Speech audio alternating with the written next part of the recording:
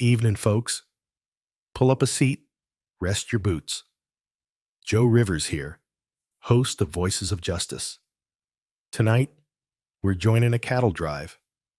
Now, most folks think of the great drives as epics of grit, dust, and determination, pushing thousands of longhorns across endless miles of prairie, facing storms, stampedes, hostile territory. And they were all that, make no mistake. But a cattle drive was also a self-contained world, miles from any town, any law, except the word of the trail boss. A man could sign on in Texas and disappear before reaching Kansas. Lost to the trail, folks would say. Accidents happened. Rivers swelled, horses spooked, sickness took hold under that big, lonely sky. Easy for a man to just vanish. Usually, it was tragic. Sometimes, it was convenient. Tonight's story takes us on one such drive, heading north out of Texas in the late 1870s. We'll ride alongside men pushing beef, dreaming of payday in Abilene. They put their trust, their very lives, in the hands of the trail boss, a man named Marcus Thorne. Thorne, he knew cattle, knew the trail. What his weary drovers didn't know was that he wasn't just counting heads of cattle. He was counting men, collecting something far more valuable than beef on the hoof. You see, this particular trail boss, he was stealing more than just beef. He was stealing identities. Stay close now, as we unravel a tale of deception on the long trail, where the greatest danger wasn't always the stampede, but the man riding point. The dust rose in a perpetual red-brown cloud, coating everything. The sweaty flanks of the horses, the cracked leather of the saddles, the faces and lungs of the men. Nate Callahan pulled his bandana higher over his nose, squinting against the relentless Texas sun. 3,000 head of longhorn cattle bawled, jostled, and kicked up the suffocating cloud as they moved north. A slow, unruly river of beef flowing across the immense, heat-shimmered landscape. They were 2 weeks out of San Antonio, heading for the railhead in Abilene, Kansas. Miles to go. Months to go. Nate rode drag, the worst position, eating the dust of the entire herd and the dozen other drovers. It was hard, thankless work, but Nate didn't complain. Complaining didn't change the dust, didn't shorten the miles. He was a man in his mid-40s, quiet by nature, his face weathered like old saddle leather, his eyes holding the cautious, observant look of someone who'd learned life's lessons the hard way. He kept to himself mostly, doing his job, watching, listening. He'd come west a few years back, leaving behind a life in Missouri shattered by the war and its bitter aftermath. He wasn't running from the law, just from ghosts and disappointments, hoping to earn a stake, maybe find a piece of land somewhere quiet, somewhere he could finally put down roots and forget the man he used to be. A cattle drive paid decent if you made it to the end. If you made it. The outfit was run by Marcus Thorne, the trail boss. Thorne cut an impressive figure, tall, ramrod straight in the saddle, always impeccably dressed for a man living off the land. He had a commanding presence, a sharp eye for trouble, and a voice that could cut through the bawling of the herd. He knew the trails, knew the water holes, knew how to handle the men with a mixture of firm discipline and calculated fairness. Most of the drovers respected him, even feared him a little. He paid on time, didn't tolerate shirkers, and seemed to have everything under control. But Nate felt a flicker of unease around Thorne. Maybe it was the man's eyes, intelligent, sharp, but cold as a banker's heart. Or maybe it was the way Thorne sometimes seemed more interested in the men themselves than the cattle, asking quiet, probing questions about their pasts, where they hailed from, family ties, just making conversation maybe, getting to know his crew. But it felt probing. The crew was a typical trail mix. Young cowboys eager for adventure, older hands seeking steady work, a few drifters running from something, all bound together by the shared hardship and the promise of payday. There was Jedediah Jed Stamps, the grizzled cook, perpetually flour-dusted and cynical, seeing everything from his chuck-wagon perch. Young Billy Peterson, barely 18, full of nervous energy and easily impressed. And then there were others, quieter men like Nate himself, men whose pasts were blank slates. Men like Smitty from Ohio, who rarely spoke of home, or Jonesy from Arkansas, who seemed jumpy around strangers. The first incident happened 3 weeks out, crossing the Red River. A sudden thunderstorm, lightning cracking overhead, the river rising fast. The herd panicked, a swirling, muddy chaos. In the confusion, a drover named Charlie Evans, a quiet man who'd mentioned saving his pay to buy back his family's farm in Illinois, went under. His horse surfaced downstream, but Charlie, he was just gone, a tragedy, Thorne declared solemnly around the campfire that night, shaking his head. Trail accidents happened, a reminder to stay vigilant. He spoke eloquently about Charlie's quiet dedication, promised to see his pay, got sent to his family. If he could find an address among Charlie's meager belongings. Thorne personally went through the dead man's saddlebags the next morning. Nate saw him pocket a worn leather wallet and a small packet of letters tied with string. Respectful, Nate thought initially, settling the man's affairs. Still, something felt off. Thorne's expression as he handled the items wasn't grief. It was calculation. Life on the trail ground on, long days in the saddle, pushing the herd, dealing with stray cattle, treacherous terrain, monotonous food. Nights were spent taking turns on watch, the vast emptiness of the plains pressing in, the silence broken only by the lowing of the herd, the crackle of the campfire, or the distant howl of a coyote. Tempers frayed under the constant strain, the dust, the heat. Small disputes flared up, usually settled quickly by Thorne's sharp intervention. Nate kept watching, listening. He noticed Smitty, the quiet man supposedly from Ohio, get into a tense argument with another drover over cards. In the heat of the moment, Smitty let slip a curse laced with a thick Mississippi drawl, catching himself immediately, his face paling. Ohio was a long way from Mississippi. Later, during a rare mail delivery brought out by a supply runner, Nate saw Jonesy, the jumpy one from Arkansas, fail to react when the runner called out his name. Jonathan Ayers? The name Jonesy had signed on with. It was only when Thorne gave him a sharp look that Jonesy Ayers belatedly claimed his letters, stuffing them into his pocket unread, his face flushed. Inconsistencies. Small things, maybe, but they stuck in Nate's mind.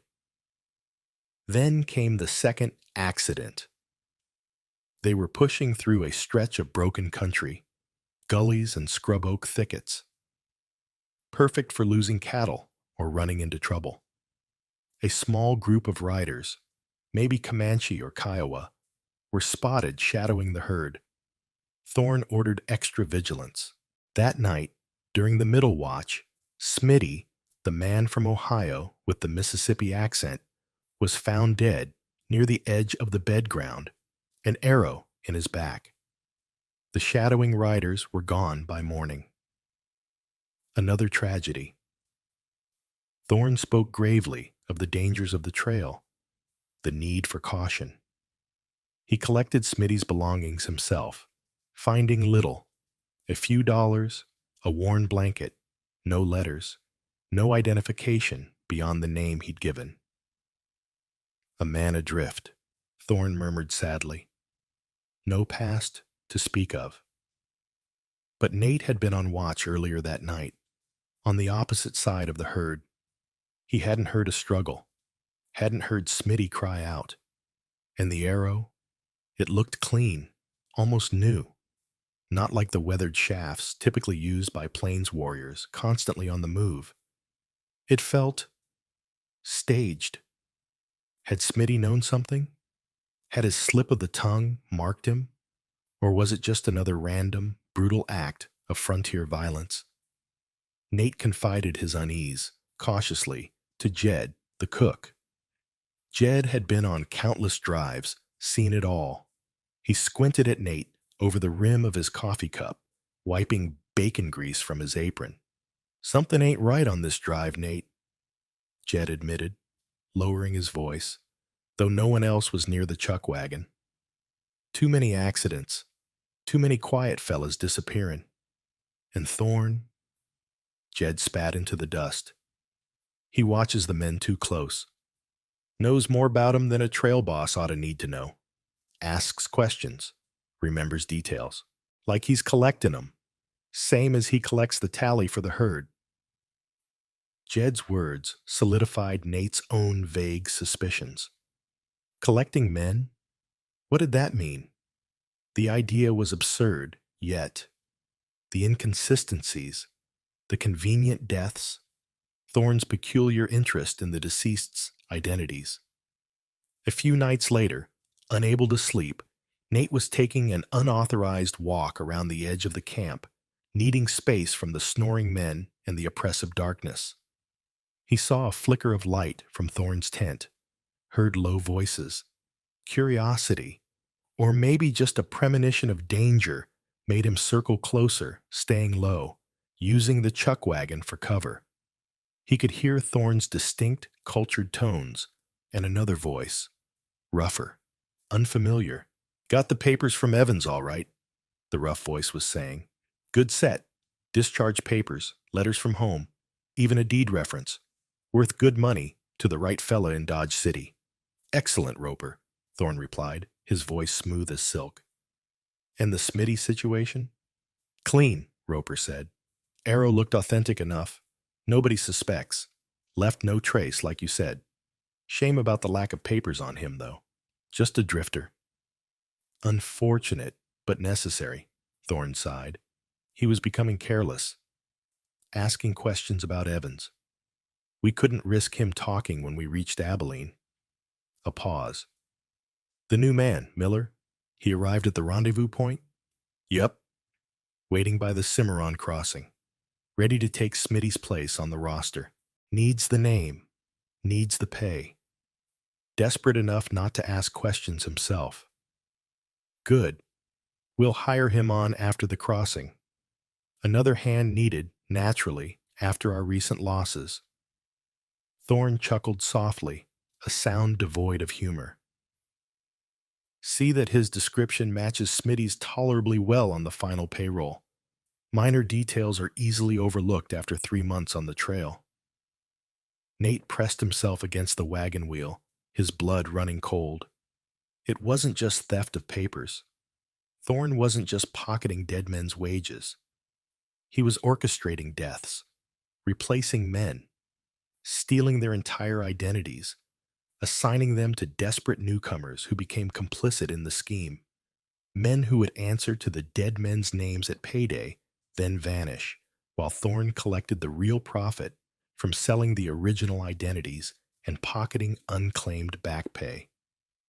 Evans, Smitty.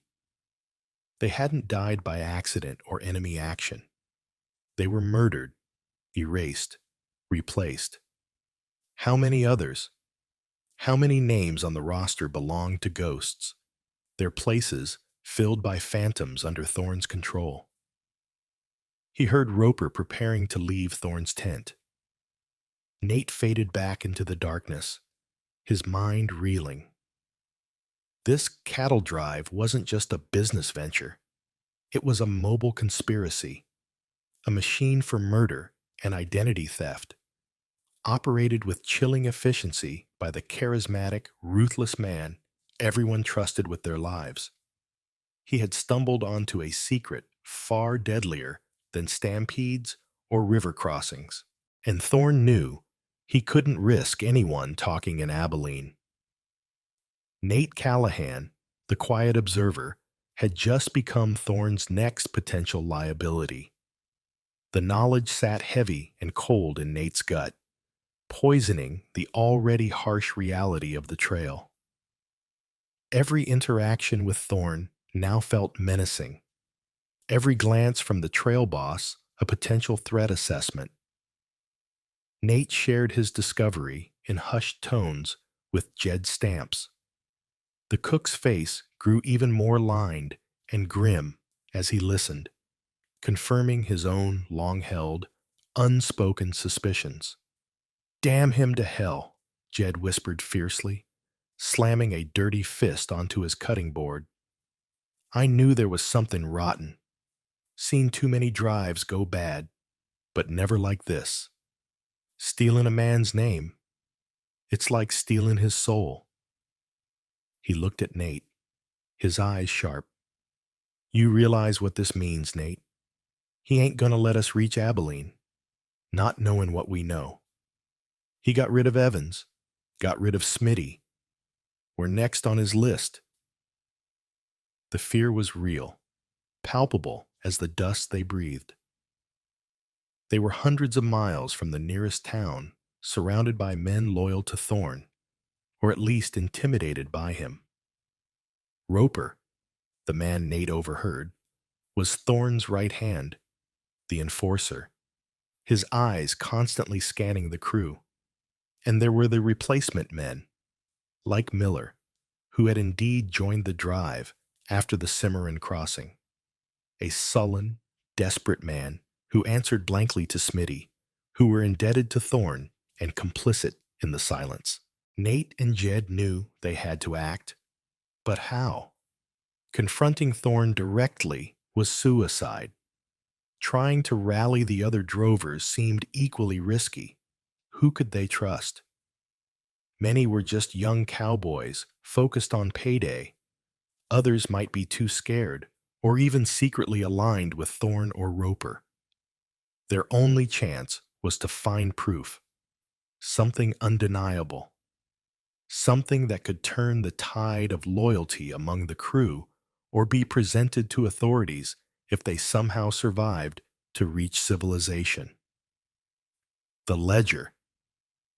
Thorne kept a meticulous ledger in his tent, recording wages, expenses, advances. Jed had seen it often when getting funds for supplies. If Thorne was foolish or arrogant enough to record the real names alongside the stolen ones or note the discrepancies in pay arrangements, it could be the key. Getting into Thorne's tent was the challenge. Thorne guarded his privacy jealously, and Roper was often nearby. They needed a diversion, a moment of chaos when Thorne and Roper were occupied elsewhere. Their chance came unexpectedly during a severe prairie thunderstorm a week later. Lightning split the sky, thunder cracked directly overhead, and torrential rain turned the campsite into a muddy morass. The cattle, terrified, began to mill, threatening a full-blown stampede. Every available hand, including Thorne and Roper, scrambled to circle the herd, fighting the wind, the rain, and the rising panic of 3,000 longhorns. It was chaos, illuminated by blinding flashes of lightning. "Now's the time, Nate," Jed yelled over the wind, shoving Nate towards Thorne's tent, which stood slightly apart from the main camp near the chuck wagon. "Go, find that book. I'll keep watch best I can." Nate didn't hesitate. He slipped through the driving rain, pulled open the flap of Thorne's surprisingly dry and orderly tent, and ducked inside. A single lantern cast a flickering glow. He scanned the small space: cot, camp desk, saddlebags. His eyes landed on the heavy leather-bound ledger lying open on the desk. Heart pounding, he moved towards it, raindrops dripping from his hat onto the pages. He flipped through, scanning the entries. Names, dates, amounts paid, advances given. It looked mostly routine. Then he found the pages for the current drive. Evans, Charlie, marked deceased, Red River Crossing. Pay due noted. Smitty, listed as Miller, S initially, then crossed out and replaced with Smith, J, marked deceased, Indian attack. Pay due, less in advance. And next to Smitty's entry, a small, almost invisible pencil notation. Replacement, Miller, T, assumed name, J. Smith. Advance covered, balance due, Thorne. There it was. Not just theft, but conspiracy, documented in Thorne's own precise hand. He quickly flipped more pages. He found other names marked deceased on previous drives, some with similar notations indicating replacements. Funds diverted. This wasn't Thorne's first time running this deadly scheme. How many men had he erased? Suddenly, the tent flap was thrown open. Nate spun around, hand instinctively going for his Colt. Standing there, water streaming from his slicker, face contorted in suspicion, was Roper. Behind him, illuminated by a flash of lightning, Nate saw Thorne himself, riding hard towards the tent, having noticed Nate missing from the line holding the cattle. "What the hell you doing in here, Callahan?" Roper snarled, his hand dropping to the gun holstered low on his hip. He saw the open ledger on the desk, saw Nate standing beside it. His eyes widened in understanding, then narrowed with deadly intent. Nate was trapped. The ledger was the proof, but he was caught red-handed by Thorne's enforcer, with the boss himself only seconds away. The storm raged outside, mirroring the violent confrontation about to erupt within the fragile canvas walls of the tent. Jed was too far away to help. It was Nate against Roper, with Thorne closing in, and the secret of the stolen identities hanging precariously in the balance. Roper lunged, not for his gun immediately, but for the ledger, trying to slam it shut, to protect Thorne's secret. Nate reacted instinctively, shoving the heavy book aside, out of Roper's reach. Roper cursed, abandoning the ledger and drawing his pistol, the barrel glinting in the lantern light. Nate drew his own Colt simultaneously. The confines of the tent made movement awkward, dangerous. A shot fired here could easily go through the canvas, hitting anyone or anything outside. They circled each other warily, the lantern casting wild, dancing shadows. Rain lashed against the canvas, the thunder outside almost deafening. "You shouldn't have stuck your nose where it don't belong, Callahan," Roper hissed, feinting left, then right, looking for an opening. "Men died," Nate ground out, keeping his gun steady. "Evans, Smitty. Thorne killed them. You helped."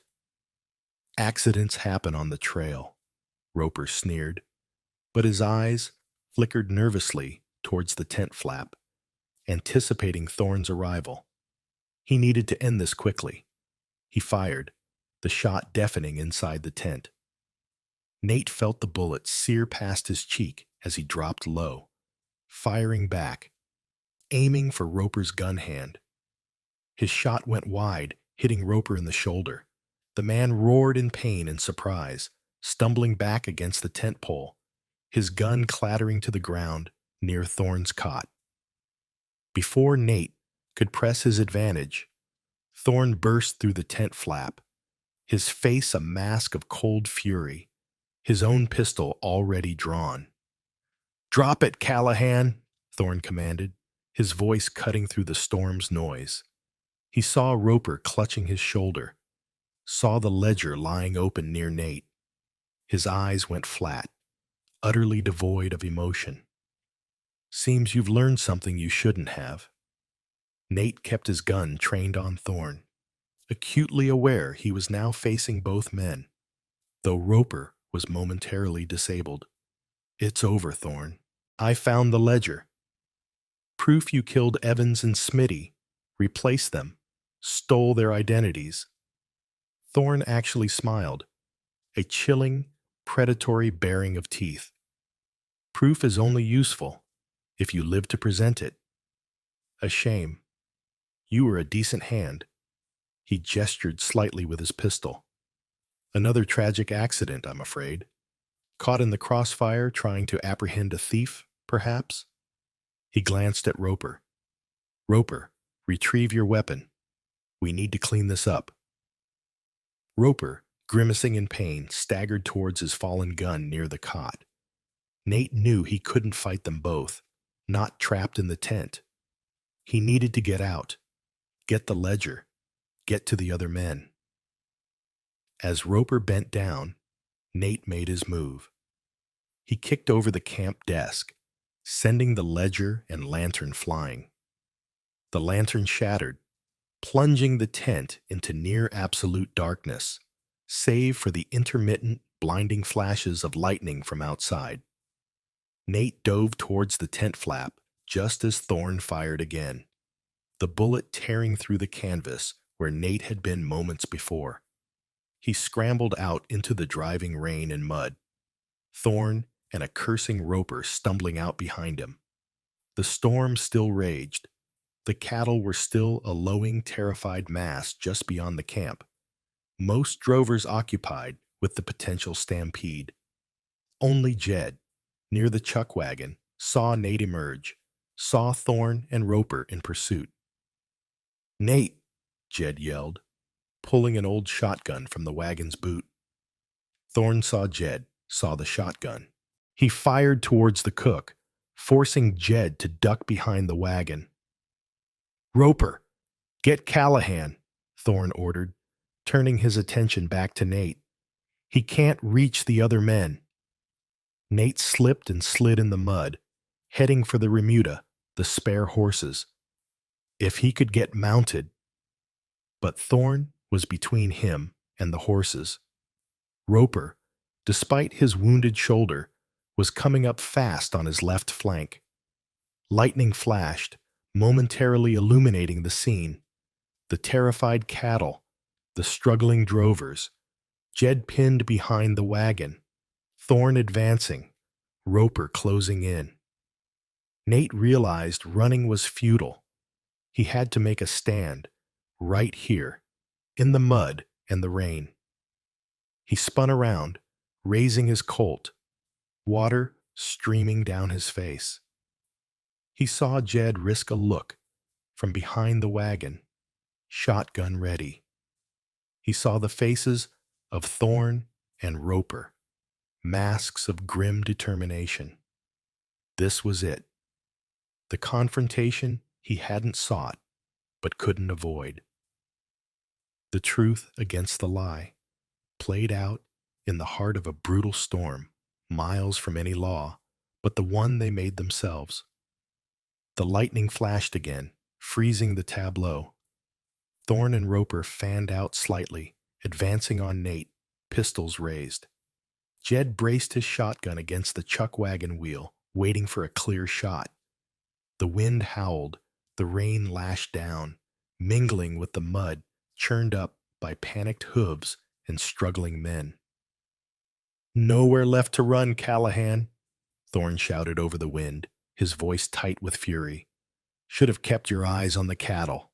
"You killed them, Thorne," Nate yelled back, needing the other nearby drovers, preoccupied as they were, to hear, to understand. "Evans! Smitty! You murdered them for their names. Look in his ledger." A few drovers closer to the camp turned their heads, their attention momentarily diverted from the herd by the confrontation, their faces slick with rain, confusion warring with fear. Young Billy Peterson's eyes were wide with shock. "Lies!" Thorne roared, sensing the shift, the potential loss of control. He fired at Nate again. Nate ducked, the bullet whining past his ear. He fired back, aiming low, kicking up mud near Thorne's feet. Jed saw his chance. As Thorne fired, he raised the shotgun and let loose a blast, not directly at Thorne, but towards the ground near him and Roper, the spray of buckshot peppering their legs, stinging through their wet clothes, making them yell and stumble. It wasn't a killing shot, but it broke their advance, created an opening. "The ledger! In the tent!" Nate shouted to the watching drovers, hoping someone, anyone, would have the courage to look. He replaced dead men, stole their pay, their lives. Roper, ignoring the stinging in his legs, charged Nate, firing wildly. Nate stood his ground, took careful aim, and fired. Roper cried out, clutching his already wounded shoulder, and went down, splashing into the mud, his gun flying from his grasp. Now it was just Thorne. The trail boss stared at Nate, his face a mask of disbelief and hatred. His authority was shattered, his conspiracy exposed, his enforcer down. He saw the drovers watching, saw Jed reloading the shotgun. Desperation flared in his cold eyes. He raised his pistol one last time, aiming directly at Nate's chest. Before he could fire, a shot cracked from the side. Not from Nate, not from Jed. Young Billy Peterson, his face pale but resolute, stood near the edge of the herd, his own revolver smoking in his hand. Thorne gasped, looking down at the sudden stain spreading on his immaculate coat. Then his eyes rolled back, and he collapsed face first into the mud, the rain quickly washing away the blood. An unnerving silence fell, broken only by the wind, the rain, and the nervous lowing of the herd, which had begun to settle slightly. Nate slowly lowered his Colt, staring at Billy, then at Thorne's still form. Jed walked cautiously out from behind the wagon, shotgun held ready, surveying the scene. The other drovers looked on, stunned, unsure what had just happened, who to trust. Nate walked over to Thorne's body, nudged him with his boot. No response. He looked up at the faces of the crew gathering around. "It's true," Nate said, his voice hoarse. "Check his tent. Check the ledger. He killed Evans and Smitty, maybe others before. Took their papers, put new men in their places under their names." He pointed towards the sullen man, Miller, who had answered to Smitty's name. "Ask him." Miller paled, looking trapped. He wouldn't meet anyone's eyes. That, as much as Nate's words, or the ledger still lying in the dark tent, seemed to convince the remaining drovers. The respect, the fear Thorne had commanded evaporated, replaced by anger and disgust. The immediate crisis was over. Thorne was dead, Roper wounded and captured, but the long journey wasn't finished. They were still hundreds of miles from Abilene, with 3,000 head of cattle, a wounded prisoner, several compromised men, and no trail boss. Nate Callahan, the quiet man who just wanted to be left alone, found himself thrust into a position of leadership he never sought, responsible for the drive, the men, and the complicated, messy truth they now carried with them. They buried Thorne in a shallow grave on the prairie, marked only by a simple wooden cross Jed fashioned, a grim end for a man who dealt in stolen lives.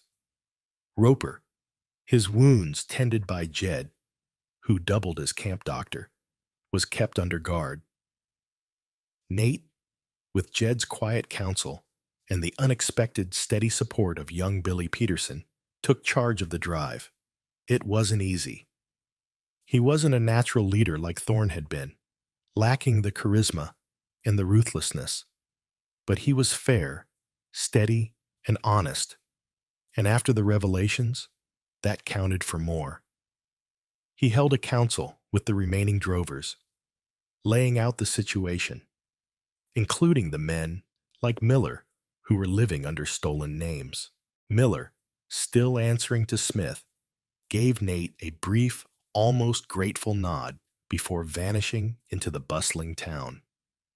Young Billy Peterson shook Nate's hand firmly. Learned a lot on this drive, Nate, more than just about cattle. Nate stood there for a moment, the noise and chaos of the cattle town swirling around him. He hadn't found the quiet piece of land he sought, not yet, but he'd found something else. He'd faced down corruption, spoken truth to power, and discovered a quiet strength within himself. He hadn't just survived the trail. He'd ensured that justice, however rough, prevailed. He still carried ghosts, but now they felt a little lighter. He turned, not towards the saloon, but towards the land office. Maybe, just maybe, it was time to stop drifting and start building something under his own name. Sound of gentle, reflective harmonica music begins to swell softly under Joe Rivers' voice. Joe Rivers, Nate Callahan, went looking for a stake, found a conspiracy darker than any prairie night. Marcus Thorne, a charismatic leader, a skilled trail boss, but rotten to the core. He wasn't just rustling cattle, he was rustling lives, stealing identities, erasing men like smudges in the dust for profit and power. A chilling reminder, folks, that sometimes the greatest dangers don't come from outside forces, but from the corruption hidden right there within the circle, wearing a mask of authority and trust. Think about it. On that long, lonely trail, a man's name, his identity, might be all he truly owned. It connected him to his past, to his family, to his hopes for the future. To steal that? It's more than theft. It's an attempt to obliterate a man's existence, turn him into a ghost whose pay can be collected, whose life can be bartered. Thorne dealt in human beings as commodities, forgetting the inherent value, the soul, tied to each name, each life. Nate Callahan could have looked the other way, could have kept his head down, collected his pay, and ridden on, letting the disappearances remain tragic accidents. Many would have, but he chose differently.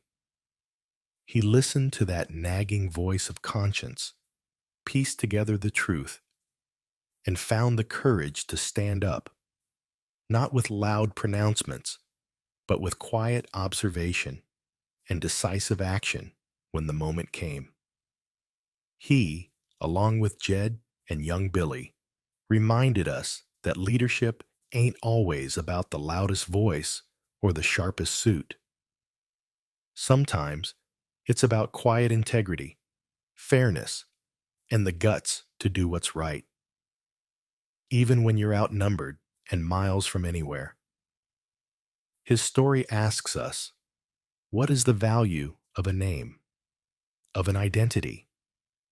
In our own lives, in our own time, how do we ensure that people aren't reduced to mere numbers, mere entries in a ledger? How do we stand against those who would exploit, erase, or steal the very essence of who someone is? Nate's journey shows that courage often starts with simply paying attention, with daring to question what doesn't feel right, and with finding the strength to act even when fear tells you to stay silent.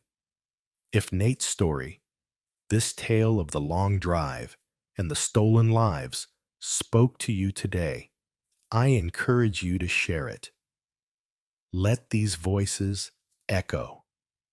And please subscribe to Voices of Justice for more stories of hardship, resilience, and the enduring search for truth on the American frontier. Until next time, this is Joe Rivers, wishing you clear trails, honest companions, and the courage to always value the person behind the name. Keep listening for the voices. He didn't offer judgment, just the facts as he knew them from the ledger, which Jed had retrieved. Thorne used you, Nate told Miller and the others implicated. Used your desperation. What you do now, that's up to you. You finish the drive, collect the pay under the names you were given, and disappear. Or you try to reclaim your own somehow when we reach Kansas. I won't stand in your way, long as you do the work, fair and square. It was a pragmatic, frontier kind of justice. Most of the replaced men chose the former, grateful for a chance to escape Thorne's shadow without immediate consequence. The rest of the drive was grueling, but different. The cloud of fear and suspicion had lifted, replaced by a weary solidarity. They faced storms, Kiowa territory, dwindling water, but they faced it together, with Nate leading quietly, Jed offering gruff wisdom, and Billy providing youthful energy and loyalty. When they finally reached Abilene, the cattle delivered, the men paid off, Nate ensuring the dead men's actual wages were set aside, along with Thorne's ledger and the recovered papers, to be turned over to whatever proper authority could handle it. Nate felt a sense of weary accomplishment. He handed Roper over to the town marshal, along with a full account of Thorne's operation. Justice, formal and slow, would take its course. He watched the drovers disperse, heading for baths, saloons, or the train station, or the train station, or the train station, or the train station, or the train station.